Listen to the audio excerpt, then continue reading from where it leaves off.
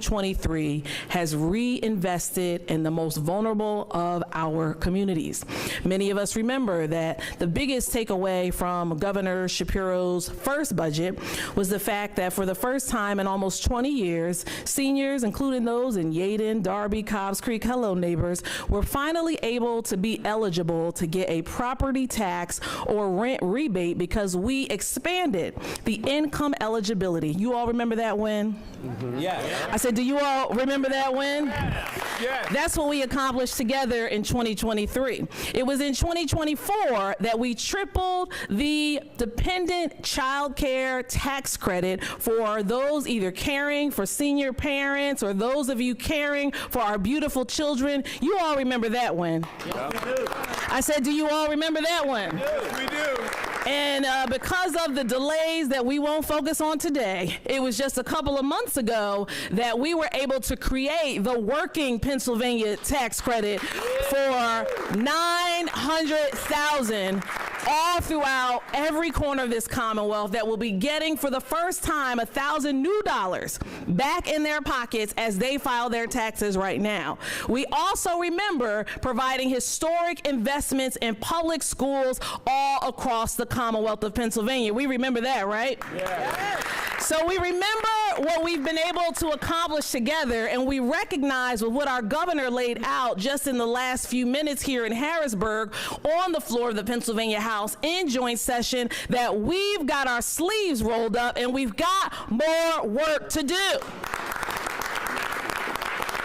While we've been able to accomplish a few different things, we know that there are still things left on the to-do list. And while we're here in Dauphin County, I look to my former sister rep, my forever colleague, state senator right here in Dauphin County, Senator Patty Kim. We still got to finally raise the minimum wage. Oh, we still got to do that. We still got to make sure, Rep. Carroll, that this budget invests and fully funds our transits all across the Commonwealth of Pennsylvania.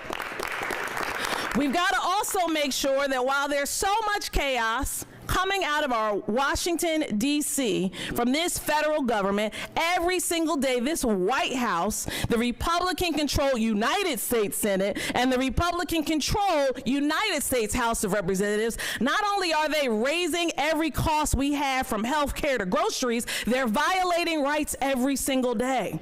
But notwithstanding that chaos, we here in Harrisburg are doing our jobs each and every day, showing up for our neighbors, governing responsibly, working across the aisle, because all the wins we remember today, we accomplished them in a bipartisan way. And let me borrow the governor's term, we did it together. That's right. And so while we've done so much together, we recognize there's still a ways to go, and we still have a lot that we must do, and we all look forward to that bipartisan meeting the governor talked about tomorrow. We're going to all be there so we can get started on this work early. And with that, I'm proud to pass the microphone to my good friend and big brother from Allegheny County, the good leader, Senator Jay Costa. Right. Thank you, Madam Speaker. Thank you very much, Madam Speaker, and thank all my colleagues who are here this afternoon spending time with us to be able to talk about what the Speaker had talked about, laying out some of the things that we have done working together.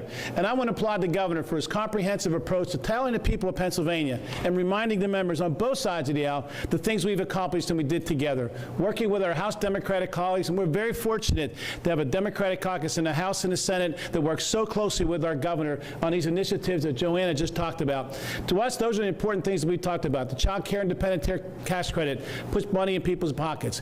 The earned income tax credit this year is putting money into people's pockets. But we know there's more work to be done, as Joanna talked about. She certainly talked about the minimum wage. I would tell you from Allegheny County, transit is going to be a major issue, as well as transportation funding, making certain that we have the resources that are going to go into transit, but also protect our roads and bridges. That's something we need to continue to work upon. Certainly the minimum wage is going to be one of those things that's really important. The governor talked about would generate in excess of $300 million in savings across this Commonwealth. Those are the type of things that we have to talk about. Raise that wage is going to be important. But let me talk about a couple of initiatives on the other side that we haven't talked about. One of them is the governor's proposal, which I'm excited about because it touches an area that we haven't really talked about a lot in this House and the Senate and lately. That relates to the governor's critical infrastructure fund. $1 billion over the next 4 years. It's going to generate resources to be able to make investments in housing program, building houses, improving housing stocks in this Commonwealth, but also taking a look at infrastructure investments along those lines of critical infrastructure that we need. Not only making certain that we have the ability to make investments along those lines into energy production, for example, and things of that nature, and building upon the energy policy here in this Commonwealth, but also looking at what's going to be done in our local communities. If you look at the fund and what they're talking about, it's about making sure we make investments in municipal buildings that need to be rehabbed and things of that nature, our school districts, and so many other areas. That's an investment because what it does, it puts people to work. It improves communities, it makes certain that communities are sustainable going forward, and it provides people the opportunity to grow in the job skills that they have. As I mentioned, puts people to work. There's also another provision that the governor talked about. That is PA Innovation 2, something that we worked together as Democrats created a number of years ago. Our former colleague John Blake was who the governor referenced about utilizing that program that back then generated $85 million for investments in biotech and other technology type initiatives. That's what then Innovation 2 will do as we go forward. That's another initiative that could generate up to $100 million along those lines. These are the type of things that we need to do here in Pennsylvania that are important to us. But we got to get our Republican colleagues to be in the room, sit down across the table, and make sure they work with us to ensure that we get these things done. And that's what we're going to continue to work on because we know that's the only way we get things done here. So I'm proud to be standing here with all my Democratic colleagues from the Senate and the House and advancing what the governor talked about, and appreciate him reminding us of the wonderful things and important things that we have done for all the people of Pennsylvania, making things affordable for them along those lines. So now it's my honor to introduce our good friend from Philadelphia, the Majority Leader of the Appropriations Committee, Jordan Harris.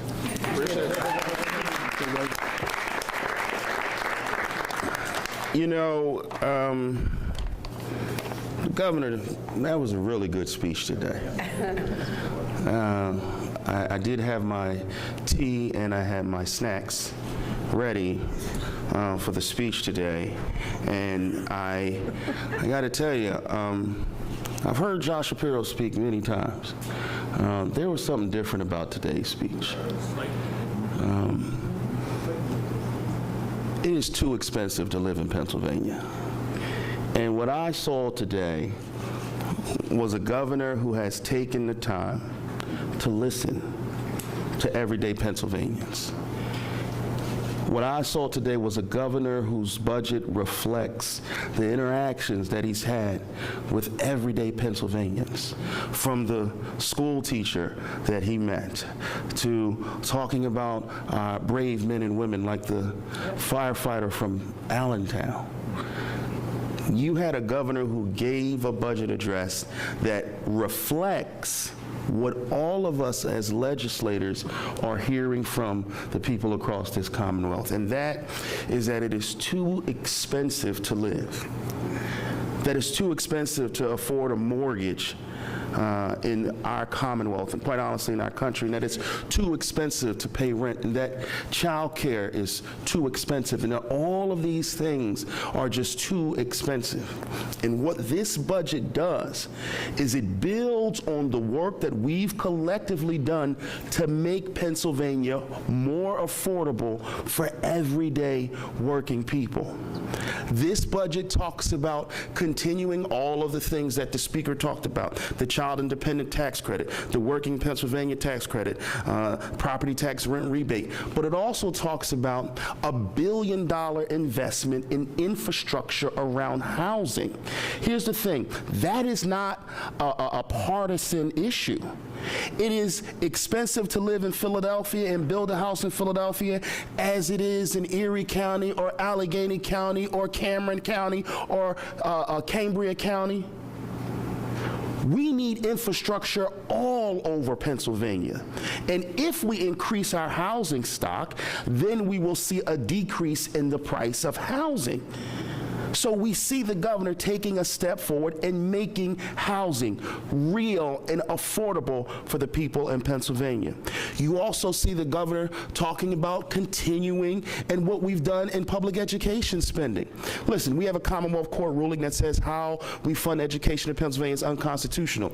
We've made 2 significant investments. This budget would be the 3rd significant investment in righting that wrong ship. And what we've seen, I was just in William Penn School District maybe a week or 2 ago, and we've heard of the significant increases in gains that our young people are making inside the classroom when we begin to do the significant investments in them. This budget actually does what the federal government should be doing. This budget isn't about, the partisan back and forth. This budget is about governing. And here's what I've recognized when I talk to the people of Pennsylvania.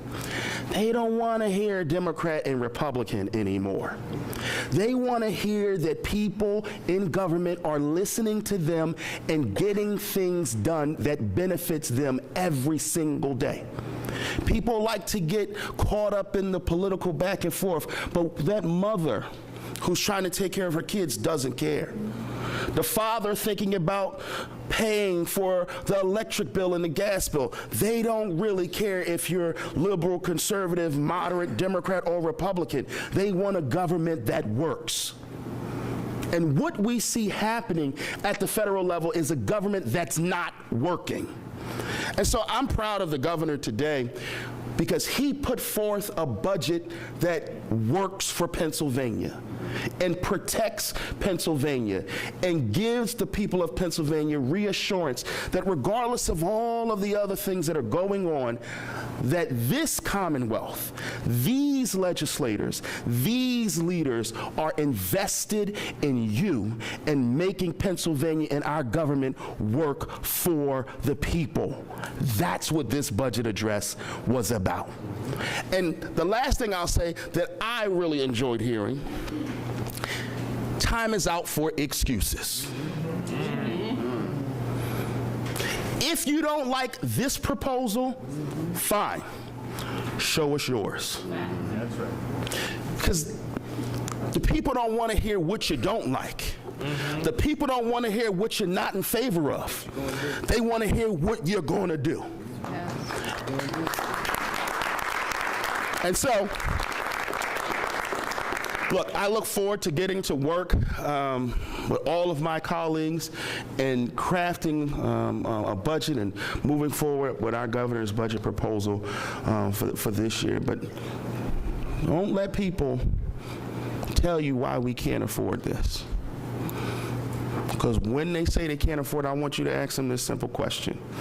What are you going to cut? Is it going to be the money that goes to the Department of Human Services that take care of the most vulnerable? Or are we going to backtrack on what we're doing for public education? What are we going to cut? That's the question we have to answer. And with that, I'll turn it over to my colleague from the other part of Philadelphia. Even though his mother is from South Philly, he represents West Philly, but his mother is from South Philadelphia. My good friend, a minority chairman of the Appropriations Committee in the Senate, Senator Vincent Hughes. From South Philly. South Philly. From South Philly. 2616 Ellsworth Street, to be exact, in case you didn't know. All right, let's make this real plain. There are no tax increases in this budget. Because you gotta say it on the front end, because, President Obama said don't fall for the okie doke, right? Because that's what they're going to say, try to claim there's tax increases, those Republicans are. There are no tax increases consistent, Leader Bradford, what the deal has been for years now. That's right. No tax increases, okay?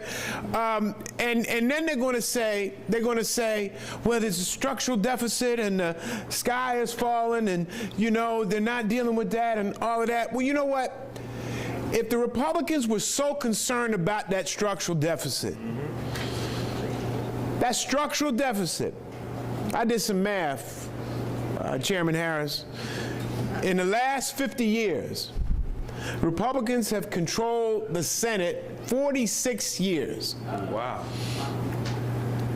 And in those 46 years, they had 17 years with a Republican governor. And they didn't deal with that issue. When they had the power, Madam Speaker, they had the power, they didn't deal with that issue. So I'm not sure, okay? I'm not sure what they were doing, but if it was so important to them, why didn't they deal with it? Because it's not important to them. Because as Chairman Harris said, you know, in this work we're in, all right, you got to put a document on the table. You got to say what your priorities are.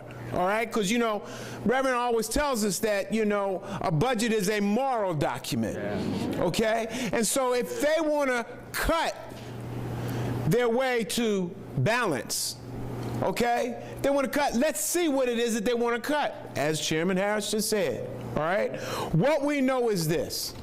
What we know is this, and it's very plain and it's very simple. The governor outlined a record of progress, and is a record we need to be in the business of building upon. All right? He even in the most difficult times over this budget process that we just got finished, and we're back here on another one, all right, that we just got finished, we watched as they tried to force him and us away from the education spend. You know, the one that the judge said you had to fix? That's right. And we try to listen to judges up here in Harrisburg, all right? You know, we try to listen to what they got to say, all right? They tried to snatch that money away. They tried to fly against what the judge said to fix the education funding, the unconstitutional education funding, the inadequate education funding. We watched him stand strong, buttressed by the House Democrats, buttressed by the Senate Democrats. They tried to get him to force out of that funding commitment and to do other kinds of crazy things. And he gave us his commitment, and he held to his commitment, and it came through with an incredible document.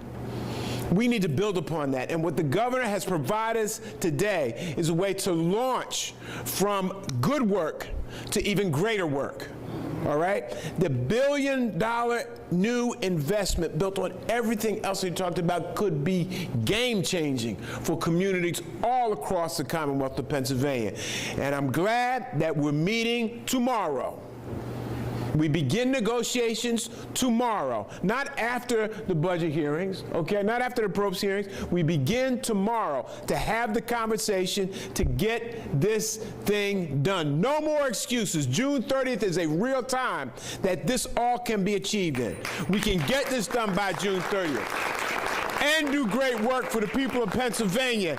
And damn it, we can raise the minimum wage while we're at it.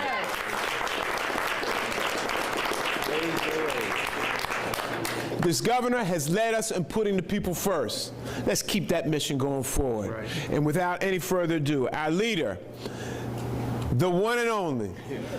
This is the build-up, Matt. This is the build-up. The one and only. Come here, man. No baloney. My friend from Montgomery County, Matt Bradford, Leader Matt Bradford. Come on, Matt. Thank you. I've heard some very good speechifiers, as our former leader used to say, so I will just dispense with that and ask if there's any questions. There you go. Right. See, this is why he's the leader. You're right. He knows the room. Go ahead, sir. Tell us where you think $4 million in the rainy day fund. Are you comfortable with that, and what do you do the year after that? So obviously the governor's put a proposal in front of us that in year 5, if we were to implement this budget in year 5, we'd have $1 billion still in the reserve. Listen, the reality is that every budget is built on the budget before it. We've built up surpluses. We need to return some of that money to the Commonwealth. But having said that, this is a balanced budget. This is a budget that Pennsylvania can afford. It's also, can you still afford it if you don't get skill games again and you don't get legalized recreational marijuana again? Well, obviously the House Democrats have shown a path on marijuana, and we stand ready for the Senate, who 3 years ago promised us a skill games bill. We're ready to pass that tomorrow, but our Senate has to show the ability. Yeah, listen, budgets are about choices, but it's also about the actions of the other chamber. At some point, someone needs to start asking the Senate real questions about what they can do and what they can pass. The governor was very clear about the challenges in front of this Commonwealth, and very clear. We can do these things, and we can do it in a balanced way. We've cut taxes. And I would also say this. In this budget this year, we're planning to cut corporate taxes. I think that's the right decision. Our corporate taxes were too high. Our Republican friends talk about the structural deficit, and we do have a balance sheet challenge in the out years. It's largely driven in a lot of red counties that are continuing to contract in terms of population. We need to grow this economy. Part of growing this economy is cutting the NOL. It's about dealing with the corporate net income tax that was too high. We've made out-year investments to grow this economy. They need to have faith in their own theory that that will grow this economy. But they have an obligation to come forward on marijuana, on skill games. Joe Pittman said very clearly that skill games is a public safety issue. He needs to put up 25 votes. And if he can't, I know someone who's got 23 ready to go. That's right. Go ahead. Talk about the critical infrastructure fund. We are spending a little bit of the surplus. We are not in structural deficit. You know, how comfortable are we taking on this additional debt in the form of GO bonds on top of those two items? I would argue it's the same point that when we subscribe to Republican theory about we need to cut taxes in the out years, we also need to grow this economy. For the same reason we need to cut taxes, we need to make these type of investments. These are about growing the economy. The SITES plan, you heard the governor talk about a $3.5 billion investment in the Lehigh Valley. That's partially funded because of SITES money. Yeah. When this, in a bipartisan way, House Democrats and Senate Republicans, and let me mention the minority parties in both caucuses, both chambers, work together. We borrowed that money to make sure that we could grow this economy. It is already bearing fruit. Those are the type of out-year investments we need to make to grow this economy. Don't talk about a structural deficit when you have no plan to address it. We have a demographics problem in this Commonwealth. We've known that for some time. That's why we need to invest in education, make sure those kids stay here, come here, invest here. That's why we need to cut our corporate net income tax, to put a big sign out that Pennsylvania's ready for business. That's what the governor's talking about the progress we've made in the last 4 years. So we don't want to hear the hypocrisy that we can't make out-year investments, but we can cut out-year taxes for businesses. A lot of these issues are things that have been brought up before. Transit funding, raising the wage. Given that we just did this 4 months ago, like, what has changed this year? Are there signs that there's been progress? So we have an unbelievably popular governor. And the people of Pennsylvania are about to have their word being said about what they think about a Senate that has largely stood in obstruction in many of these policies. Do people agree with the governor on his economic policy, on his education policy? I would argue the polls indicate that we have a very popular governor. They've tried to obstruct him, and his numbers only got more popular. Now, do they want to try to get run over by that governor? My suggestion is it would be the political imperative, regardless of the policy implications, that they start working with this governor to pass things that the Commonwealth of Pennsylvania and the people of this Commonwealth largely are in complete agreement with. 2 more questions, please. 2 more. What do you think of this year's mass transit proposal, which doesn't include any additional funding, but does have, you have an offer from the Republican leadership, the increased sales? So the governor bailed out the legislature again on the issue of transit last year and got us a 2-year bridge, which will have us dealing with this issue immediately after the next election. We don't have to deal with it in this budget. But I will say this. Leader Pittman inextricably linked the issue of transit and skill games. And he told us he would send us a skill games bill. And they say they support transit. You can't be pro-business, you can't be pro-worker, and you can't be pro-economic growth to deal with that structural deficit if you're not going to support mass transit. Now, your question in terms of what will the Senate do differently this time? Election years have an ability to let people focus. And everyone knows right now that they're on the wrong side. And if I represented a suburban Philadelphia district or any district in Philadelphia, I'd have a hard time explaining your decision to defund SEPTA. And I think it's pretty damn true in Atlanta, up in our friends in the Lehigh Valley. I think it's also pretty true in Allegheny County. These folks have toiled and played. Now the people are going to have their say on this. Do you support this type of obstruction? Do you support staying in the way of funding mass transit systems in this Commonwealth? I think the answer is decidedly not. Last question, please. When it comes to data centers, we're talking about this responsible infrastructure, the grid thing. There's